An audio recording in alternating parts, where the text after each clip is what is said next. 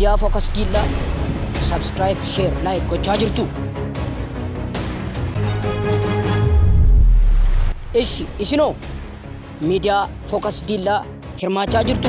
Share, comment, like gochaa jirtu. Isin hordofaa jirtu.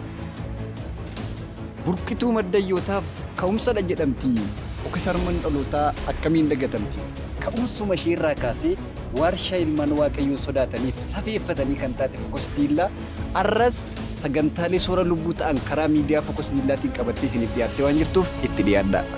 Maarree Focus Miidiyaan kanaan dura sagantaa isaa kanneen akka peejii Feesbuukii fi Yuutuubii akkasumallee qophiiwwan tokko tokko onlaayinii dabarsaa kan ture.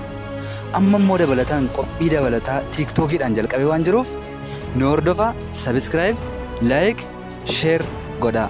Maal kana qofaare ijaarsi Focus Diillaa akkuma itti fufeetti waan jiruudhaaf nu wajjin dhaabbadhaan dhaamsa keenya isa jalqaba.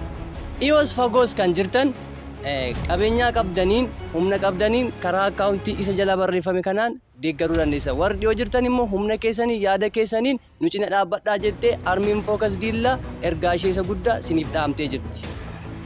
Miidiyaa Focus Diillaa subscribe, like, share